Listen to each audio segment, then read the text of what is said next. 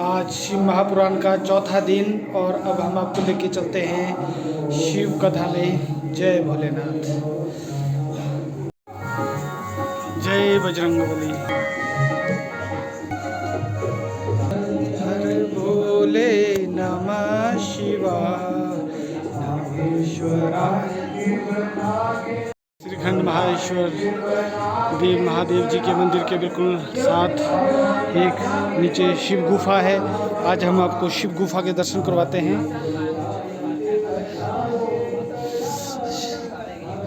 ये शिव गुफा है शिव मंदिर के पास। शिव गुफा, शिव गुफा। सुगंधिं पुष्टिवर्धनम् उर्वारुकमिव उर्मोक्षि यमामृतात्। जय भोलेनाथ।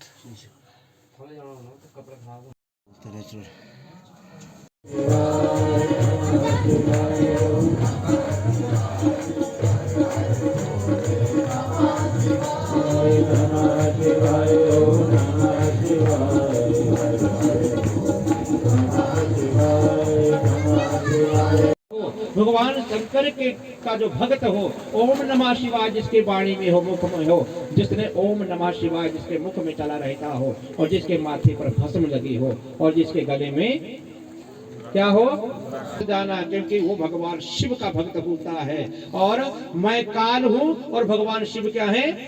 महाकाल है। जहाँ काल की सीमा समाप्त होती है वहां से महाकाल की सीमा शुरू हो जाती है। और मेरी सीमा से पार जा चुका है। जिसके गले में रुद्राक्ष, मुख में पंचाक्ष और माथे पर जिसके भस्म लगी हुई है, वो मेरी सीमा का प्राणी नहीं, वो मेरे से हो।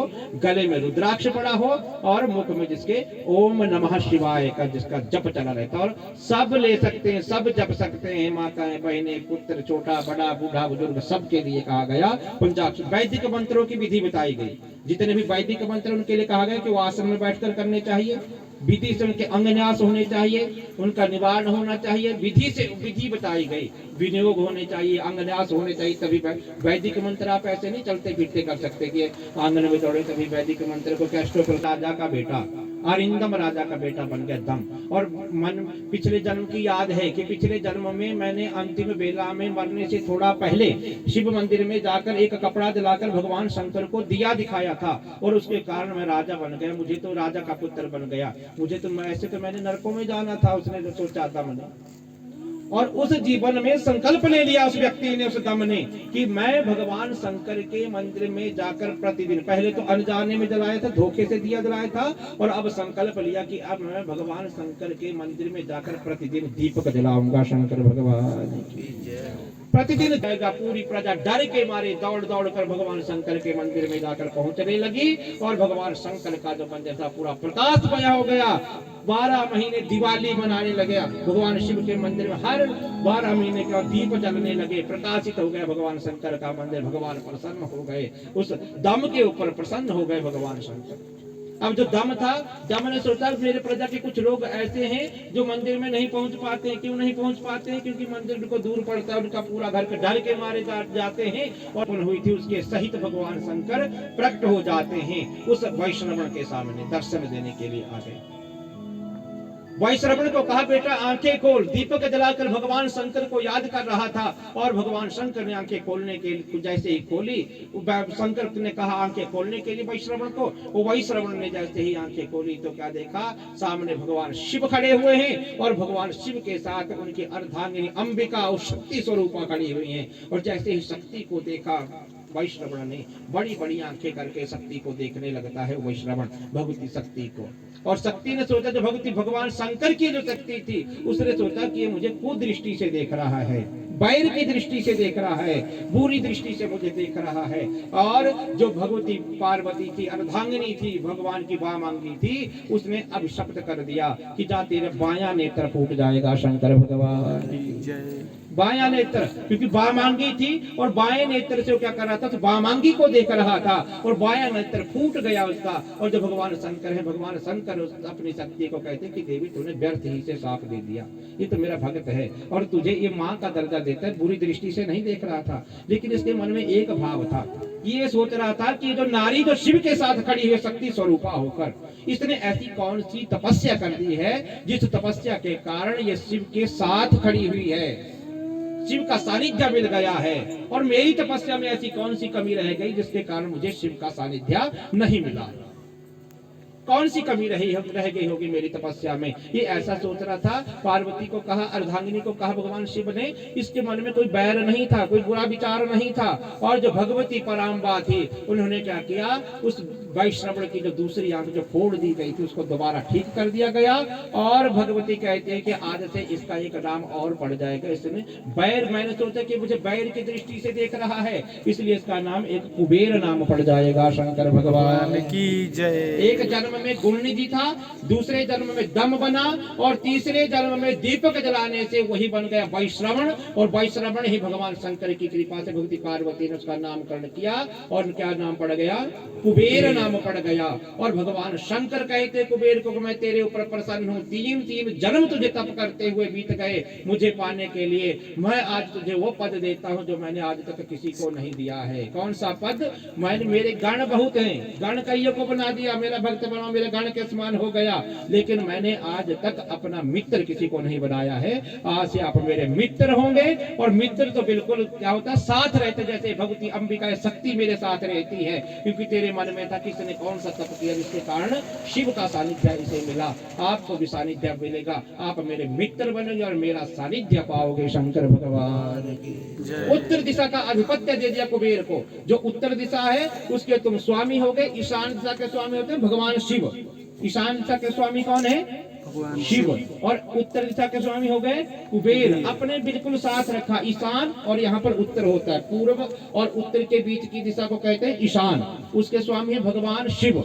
और ईशान और वायव्य के बीच की जो दिशा है उसको कहते हैं उत्तर दिशा। बिल्कुल अपने साथ स्थान दे दिया कि जैसे ये शक्ति मेरे साथ रहती है वैसे ही हे कुबेर तू भी मेरा मित्र बनकर मेरे साथ रहेगा। शंकर भगवान की जय। शंकर ने कुबेर को दिया तो उसके उपरांत भगवान शंकर कैलाश पर्वत चल पड़ते हैं, वहां से कैलाश पर्वत की तरफ प्रस्थान करते हैं। शंकर भगवान की। आइए भगवान का नाम, फिर आगे की कथा।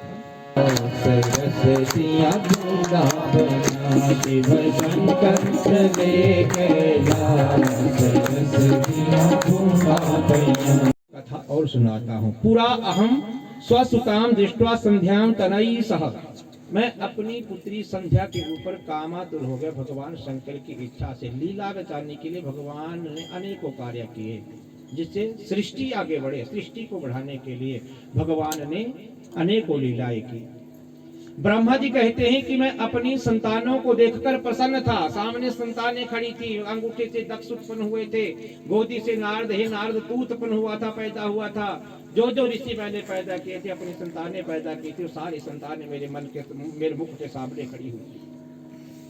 और अपने परिवार को देखकर, अपने संतानों को देखकर मैं प्रसन्न हुआ। और उसी प्रसन्नता में क्या हुआ, मेरे मन से एक स्त्री की उत्पत्ति हो गई। नामना संध्या दिवंसायं संध्या जपंतिका, एक स्त्री पैदा हो गई मेरे मन से जो अत्यंत सुंदरी थी।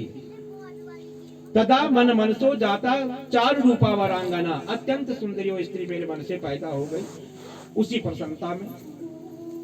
और जब मैं उस स्त्री को देख रहा था, उस स्त्री का मैंने नामकरण भी रख दिया। स्त्री का, उस कन्या का नाम रखा मैंने संध्या। क्या नाम रखा, संध्या। संध्या नाम रखा। ना तादृशी देवलोके न मृत्य न रसातले, वो कन्या इतनी सुंदर थी, उसकी सुंदरता के समान दूसरी कोई नारी नहीं थी, न धरती पर न रसातल में। काल त्रय अपि वही नारी संपूर्ण गुणशालिनी, तीनों कालों के बीतने पर भी वो गुणशालिनी, गुणों से युक्त जो नारी थी उसकी सुंदरता खत्म नहीं होती। इतनी सुंदर नारी संध्या पैदा हुई और मैंने उस नारी को, उस कन्या को देखा जो मेरे मन से उत्पन्न हुई थी। और उसी समय क्या हुआ, मेरे मन से एक पुरुष की उत्पत्ति हो जाती है। ब्रह्मा जी ने कहा एक पुरुष पैदा हो गया। और पुरुष कैसा था, कंबुग्रीवो मीनकेतु प्रांशु मकर वाहनः, कंबु ग्रीवो, जो जो उसकी गर्दन थी वो अत्यंत सुंदर थी, और जो उसके नेत्र थे वो मछली की तरह उसकी आंखें थी उस पुरुष की जो मेरे मन से पैदा हुआ। और मकर वाहना, उसका जो वाहन था वो क्या था? मकर, मकर कहते हैं मगरमच्छ को, मगरमच्छ के ऊपर वो बैठा हुआ था वो पुरुष जो मेरे मन से पैदा हुआ। पंच पुष्पायुधो योगी पुष्प को दंड मांडी कहा, और उसको मैंने, उस पुरुष को जो मेरे मन से पैदा हुआ उसको मैंने 5 बाण दिए। कितने बाण दिए? 5। और बाण कैसे थे? पुष्प, फूलों के बने हुए बाण, पुष्प बाण मैंने उस पुरुष को दिए जो मेरे मन से पैदा हुआ, ब्रह्मा जी ने कहा। और जो पुरुष था वो मुझसे हाथ जोड़कर कहता है, ब्रह्मा जी ने कहा कि मेरे कार्य क्या है, मुझे कार्य बता दीजिए। और भगवान शंकर की इच्छा से मैंने क्या किया, उस पुरुष को कार्य बता दिया। क्या कार्य बताया कि जा, और ब्रह्मा जी कहते तेरा कार्य होगा पुरुष और स्त्री के मन में काम वासना को जागृत करना, जिससे सृष्टि आगे बढ़ी, ये तेरा काम होगा। मैंने तुझे ये 5 बाण दिए, इन 5 बाणों से तो क्या करेगा? काम वासना को जागृत करेगा, और इसलिए तेरा नाम पड़ जाएगा कामदेव, नाम पड़ जाएगा। क्या नाम पड़ेगा? कामदेव। कहां से पैदा हुए कामदेव? ब्रह्मा जी के मन से पैदा हुए, अपनी सृष्टि को देखकर जब प्रसन्न हुए थे, पहले संध्या प्रकट हुई, उसके उपरांत पुरुष प्रकट हुआ। काम बता दिया, किम करिष्यामि हम, कार्य बता दिया। अनेन तुम स्वरूपेण पुष्प बाणैश्च पंच भी, इन 5 बाणों से तू क्या करेगा? मोहित करेगा, पुरुषान स्त्री से, पुरुष और स्त्री को मोहित करके सृष्टि को आगे बढ़ाएगा। ये कार्य दिया। और जो कामदेव जी थे, कामदेव जी ने सोचा, जो वहां पर ब्रह्मा जी की जो अन्य सृष्टि खड़ी थी, वशिष्ठ ऋषि खड़े थे, प्राणात वशिष्ठो, ये मैंने बताया नहीं, भूल गया था मैं, प्राणों से वशिष्ठ ऋषि उत्पन्न हुए। ब्रह्मा जी के प्राणों से वशिष्ठ ऋषि की उत्पत्ति हुई थी, और मन से मरीचि ऋषि उत्पन्न हुए थे। मरीचि के पुत्र हुए कश्यप, और कश्यप के साथ 13 कन्या का विवाह, जो मैंने अभी बताया आपको, दक्ष की 13 पुत्रियों का विवाह हुआ था कश्यप के साथ, और कश्यप से ही सारी सृष्टि आगे बढ़ी थी, सारी सृष्टि आगे बढ़ी कश्यप जी से। उन 13 जो पत्नियां थी, उनकी जो संतान है, उससे संसार आगे बढ़ा। और तभी कहते हैं आज भी किसी को अगर अपने गोत्र का पता ना हो तो उसके साथ कश्यप गोत्र जोड़ दिया जाता है, क्योंकि सब उनकी ही संतानें हैं। शंकर भगवान, ब्रह्मा जी। और जैसे ही कामासक्त हुए, जो धर्म था, धर्म घबरा गया, धर्म चला गया शिव भोले बाबा की शरण में। अरे ये तो बड़ी बुरी बात है। अरे एक पिता कामदेव के कारण, एक पिता अपनी पुत्री के, मुझे आज मेरे पुत्रों के सामने धिकारा गया, अपमान मिला मुझे पुत्रों के सामने, का शाप दे दिया कामदेव को कि जा मैं तुझे अभिशाप देता हूं कि एक दिन क्या होगा, भव नेत्राग्नि दगदा कंदर्पो दर्प मोहिता। ये कामदेव तो अहंकार में पड़ा हुआ है कंदर्प, मैं तुझे अभिशाप देता हूं कि एक दिन तुझे भगवान शंकर के नेत्र की अग्नि से जलना पड़ेगा। शंकर भगवान की जय। शाप दे दिया, और उसी शाप को पूरा किया था किसने? भगवान शिव ने अपने तीसरे नेत्र की ज्वाला से जला दिया था कामदेव को।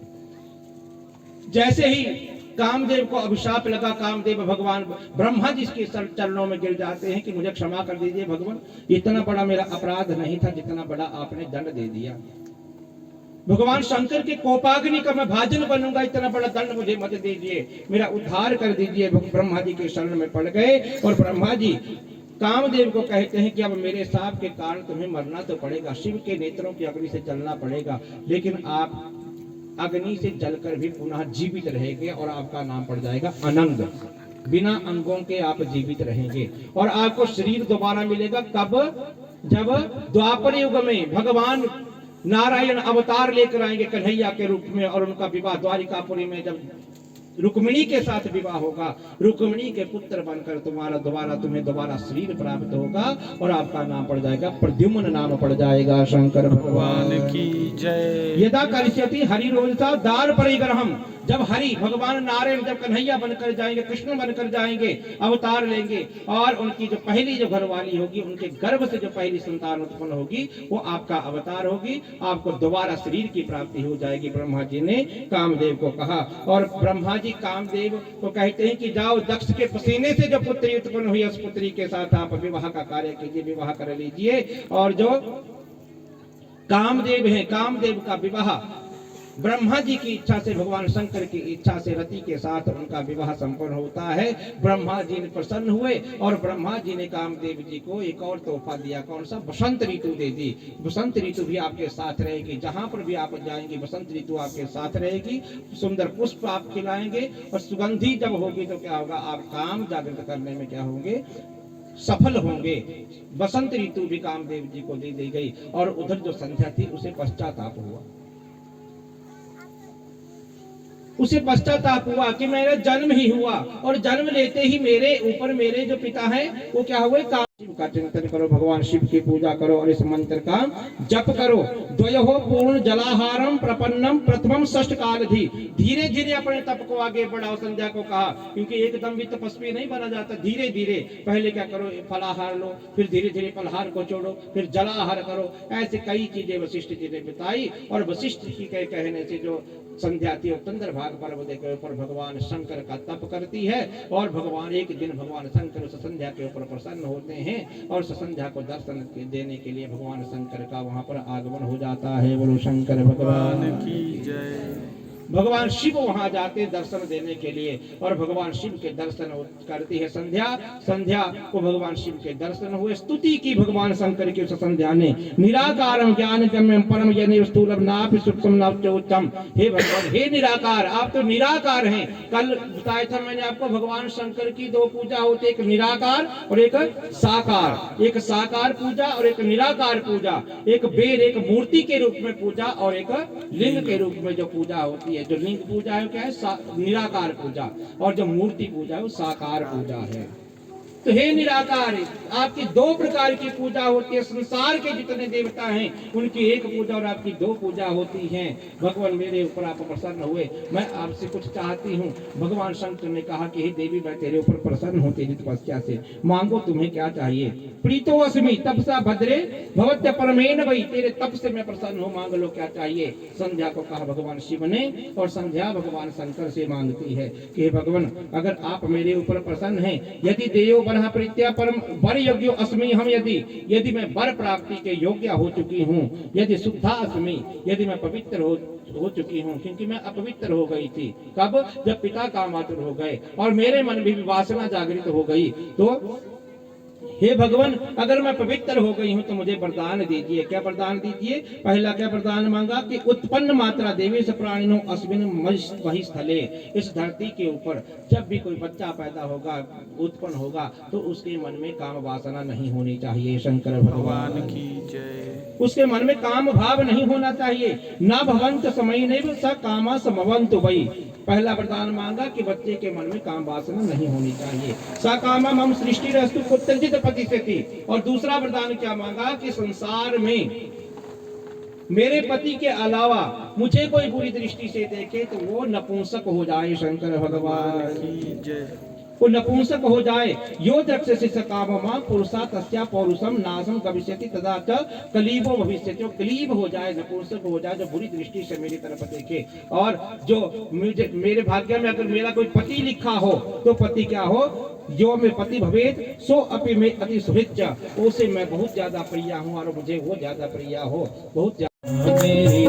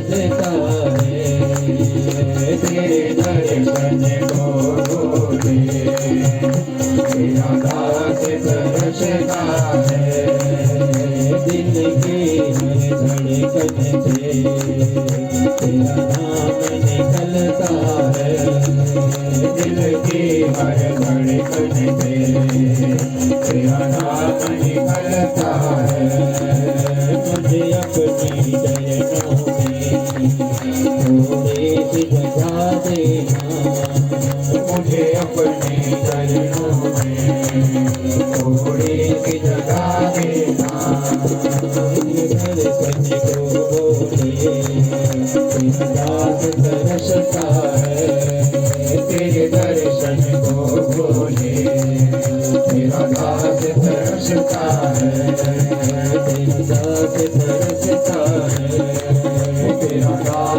दक्ष जो भगवान ब्रह्मेरी गोदी से मेरे अंगूठे से जो पैदा हुआ दक्ष, उस दक्ष का जो विवाह हुआ बृहस्पति के साथ, उनके 60 कन्याएं हुई और 60 कन्याओं से पहले उनके पुत्र हुए। हर्यास्व नाम के पुत्र और उसके उपरांत सबलास्व नाम के पुत्र हुए।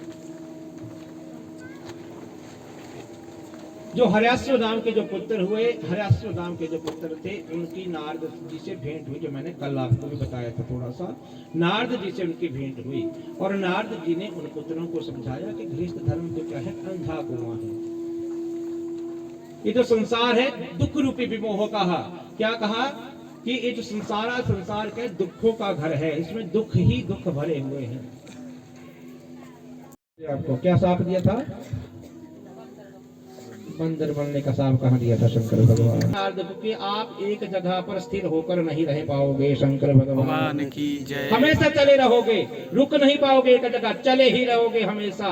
और तब से लेकर नारद जी दौड़े ही थे, दौड़े हैं और जाकर रुके थे कहाँ पर? गंगोत्री के स्थल पर रुके थे, वहां रुक गए थे, स्थिर हो गए थे। क्यों स्थिर हुए थे? क्योंकि भगवान शंकर ने उस स्थान को कीवित करके रखा था कि इस स्थान पर कामदेव का भी प्रभाव नहीं पड़ेगा, मनोवृत्तियां एकाग्र हो जाएंगी। कोई तप करना चाहो तो उस स्थान पर जाकर क्या होगा? मन और चित्त एक हो जाएगा। अभी थोड़ी देर बाद कल या परसों की कथा में भगवान शंकर भी आएंगे दोबारा वहीं तप करने के लिए, वहीं तप करेंगे। जब मन में क्या होगा? सती का शरीर जब छूट जाएगा और सती के शरीर को छोड़, जब छूटा हुआ शरीर होगा तो क्या होगा? भगवान शंकर अपने मन को एकाग्र करने के लिए, क्योंकि कैलाश में फिर भगवान शंकर का मन नहीं लगेगा। बार बार अपनी पत्नी की सती की चीजों को देखकर बार बार पत्नी की याद आती थी और ध्यान नहीं लग रहा था भोले बाबा का, और मन को एकाग्र करने के लिए फिर भोले बाबा दोबारा आए थे उसी गुफा में, मन को एकाग्र करने के लिए।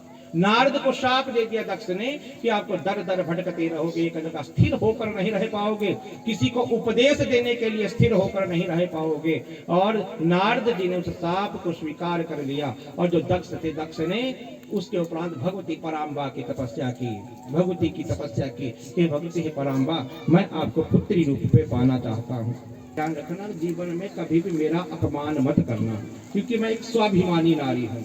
मैं सब कुछ सह सकती हूँ लेकिन अपमान सहन नहीं कर सकती। दक्ष को चेताया, अरे मेरा कभी भी धोखे से भी अपमान मत करना, क्योंकि अगर तूने मेरा अपमान किया तो मैं तुझे नष्ट करके चली जाऊंगी, बर्बाद करके चली जाऊंगी। मुझे कभी अपमान मुझे सहन नहीं होता मुझसे, भगवती ने कहा। तो दक्ष कहते कि हे माँ, मैंने आपको तप करके बुलाया है, तपस्या करके आपको बुलाया है, और आपका मैं अपमान क्यों करूंगा? और आप मेरी पुत्री होंगी, मैं अपनी पुत्री का तिरस्कार क्यों करूंगा?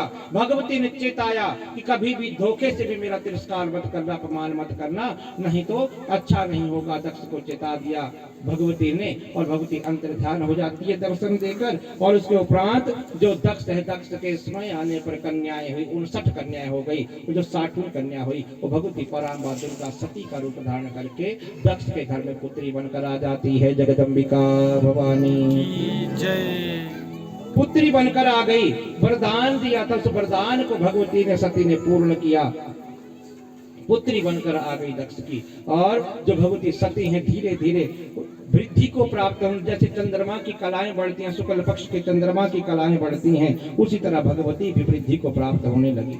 ततः सती महेशानम पतिम प्राप्तुम दृढ़व्रता। और जैसे जैसे भगवती बड़ी होने लगी, भगवती के मन में भगवान शंकर को पति रूप में पाने के लिए दृढ़ प्रतिज्ञा भी बढ़ती गई। बचपन से ही मन में भगवान शिव बैठे हुए थे, और धीरे धीरे जैसे जैसे बड़ी होती गई वैसे वैसे अपने तप को भगवती बढ़ाती गई। नंदा नाम का व्रत रखा भगवती सती ने भगवान शिव को पाने के लिए, पति रूप में पाने के लिए। आश्विने मासे नंदायाम अनर्जम भक्ति कहा। उस आश्विन महीने से, सौज का जो महीना आता है आश्विन महीना, उससे इस व्रत को, सौज के नवरात्रों से उस व्रत का आरंभ किया भगवती सती ने, उस नंदा नाम के व्रत का। और कार्तिकस्य चतुर्दश्याम अपूपैहि पायसैरपि। और जो कार्तिक महीना है, कार्तिक महीने की 14 तिथि को भगवती सती ने भगवान शंकर की लड्डुओं से पूजा की, अलग अलग पूजा का। माघे तो पौर्णमास्याम चकृत्वा जागरण निशि। माघ महीने की पूर्णिमा को भगवती ने जागरण किया, पूरी रात्रि जागृत रहकर भगवान शंकर की तपस्या की। इस प्रकार चैत्रे शुक्ल चतुर्दश्या पुलासई रमणे ही, चैत्र महीने के चतुर्दशी तिथि को पलाश के पुष्पों से, पलाश के पलाश जिसको आप कहते हैं, पलाश के पुष्पों से भगवान शंकर की उसने पूजा की और भगवान शंकर सती के ऊपर प्रसन्न होते हैं और भगवती सती को दर्शन देने के लिए भगवान शंकर आते हैं। स्तुति की गई भगवती के द्वारा सती भगवान शंकर की स्तुति करती हैं और भगवान शंकर दर्शन देते हैं और भगवान शंकर सती को कहते हैं कि मैं आपको अपनी अर्धांगिनी बनाऊंगा। हे हरे हे विधे, जैसे भगवान ब्रह्मा जी ने अपनी अर्धांगिनी बनाई और भगवान विष्णु ने लक्ष्मी को अपनी अर्धांगिनी बनाया है, वैसे ही आप भी हर की पत्नी होंगी, मेरी पत्नी बनेगी। आशीर्वाद देकर भगवान शंकर वहां से अंतर्धान हो जाते हैं। शंकर भगवान अंतर्धान हो जाते हैं। ब्रह्मा जी कहते हैं कि मैंने भगवती सती के विवाह में मंत्र पढ़े थे। तपः तप्ताम वरम प्राप्य मनो अभिलषितम सती गृहम गत्वा पितु मातु प्रणामम अकरोत् सती। और भगवती सती का विवाह होता है चैत्र शीते, चैत्र मास में भगवती सती का भगवान शंकर के साथ विवाह हुआ था। चैत्र शीते पक्षे नक्षत्रे भग देवते, पूर्वा फाल्गुनी नक्षत्र में चैत्र मास के शीते पक्ष से शुक्ल पक्ष में भगवती सती का त्रयोदशी तिथि के दिन भगवती सती का भगवान शंकर के साथ विवाह होता है। और विवाह के समय क्या होता है कि घटना घटित होती है भगवान शंकर और भगवती सती के विवाह के समय। शायद उसी घटना को ही घटना कारण रही होगी, किसका? भगवती सती और भगवान शंकर के विच्छेद की। क्योंकि बाद में क्या होगा, विवाह सफल नहीं होगा वैवाहिक जीवन भगवान शंकर का। भगवान शंकर भगवती सती को मन से त्याग देंगे, निकाल देंगे मन से भगवती सती को। जैसे ही विवाहिक वेदी में जो वेदिका लगी थी, उस वेदिका में आहुतियां पढ़ने का काम शुरू हुआ, तो उस समय क्या हुआ, जो ब्रह्मा जी थे, ब्रह्मा जी ने जो विवाह पढ़ रहे थे, उन्होंने उस हवन में, उस अग्नि में क्या किया, गीली लकड़ियां डाल दी। आर्द्र इंधनानि भूरीन क्षिप्त्वा तत्र विभा बसौ, गीली लकड़ियां डाल दी। और जो गीली लकड़ियां उस हवन में पड़ी, उस गीली लकड़ियों के पड़ने से क्या हुआ, वहां पर धुआं पड़ गया। और जो आहुतियां थी उस धुएं में बिना अग्नि के ही आहुतियां पड़ती गई, उस धुएं में आहुतियां पड़ती गई। और जो धुआं था, धुआं जैसे आकाश की तरफ पड़ा, चारों तरफ अंधेरा हो गया। और जो ब्रह्मा जी थे, ब्रह्मा जी की दृष्टि सती के चेहरे के ऊपर पड़ी और भगवती सती के दर्शन ब्रह्मा जी ने उस समय वहां पर किए, जो वैवाहिक अवस्था में सज धज कर बैठी हुई थी। धुआं पड़ गया और जो धुआं उस समय पड़ा था, उसे 4 प्रकार के बादल उत्पन्न हो गए। उस वेदिका में जो धुआं पड़ा था, 4 प्रकार के बादल उत्पन्न हो गए उस धुआं से। भगवान शंकर को ब्रह्मा जी के ऊपर क्रोध आया कि ब्रह्मदेव आपने गीली लकड़ियां डाल दी और गीली लकड़ियों में धुएं में ही हवन करवा दिया, आहुतियां दिला दी। और भगवान शंकर ब्रह्मा जी के ऊपर क्रोध करते, ब्रह्मा जी ने क्षमा याचना की भोले बाबा से कि भगवान मुझसे गलती हो गई, अपराध कर दिया मैंने, गलती हो गई। और शायद वही कारण रहा होगा, क्योंकि आहुतियां जो पड़ी थी हवन में, यज्ञ में जो आहुतियां पड़ी धुएं में पड़ी होंगी, वही कारण भी रहा होगा। शायद और भी कोई कारण रहे होंगे, लेकिन एक कारण यह भी था। और इस कारण शायद भगवान शंकर का जो वैवाहिक जीवन था वो सफल नहीं हो पाया था। भगवान शिव ने ब्रह्मा जी को डांटा, आपको ऐसा नहीं करना चाहिए था। जो जो आपने सामग्री मंगवाई थी, मैंने सारी सामग्री जनों की आज्ञा से और अग्नि की प्रदक्षिणाएं लेकर जो विवाह किया जाता है, उस विवाह को कहते हैं ब्रह्म विवाह। अग्नि की प्रदक्षिणा फेरियां लेकर, अपने सगे संबंधियों को साक्षी मानकर, ब्राह्मण को साक्षी मानकर, अग्नि को साक्षी मानकर, माता पिता की अनुमति से जो विवाह किया जाता है, वो सबसे श्रेष्ठ विवाह कहा गया, ब्रह्म विवाह।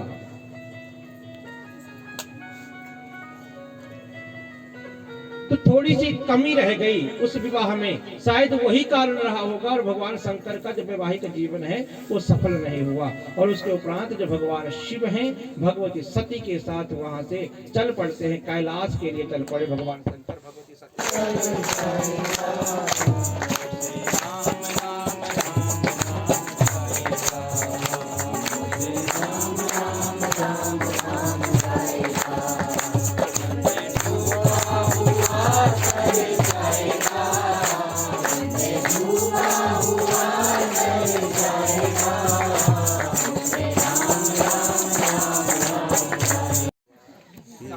भ्रमण करने के लिए दंडकारण्य, कहाँ? दंडकारण्य में जाएंगे भगवान शंकर भगवती सती के साथ जाएंगे घूमने के लिए। और वहाँ क्या घटना घटित होगी, और उस घटना के घटित होने के उपरांत भगवान शंकर भगवती सती को अपने मन से निकाल देंगे। संकल्प ले लेंगे भगवान शंकर, एक बहुत बड़ा संकल्प। और भगवान शंकर ने कहा कि ऐसा संकल्प लूंगा जो दुनिया में आज तक किसी ने ना लिया हो। और भगवान शिव ने एक ऐसा संकल्प ले लिया। क्या संकल्प लिया? कि आज के बाद भगवती सती के साथ मेरी पत्नी के रूप में भेंट नहीं होगी, मन से निकाल देंगे। कल भगवान शंकर भगवती सती को क्यों निकाला, इसके लिए इंतजार कीजिए कब तक, कल तक। कल। सारं भुजगेन्द्रहारं सदा वसन्तं हृदयारविन्दे भवं भवानी सहितं नमामि। और बारी बारी से और भी घुमा लेंगे। आरती सबका यज्ञ है, सार्वजनिक यज्ञ सबके लिए। और भगवान की आरती सब जिसका जिसका मन हो भगवान की आरती के लिए आ गया है, घुमा लें आरती। आरती के बीच में शंकर भगवान की जय।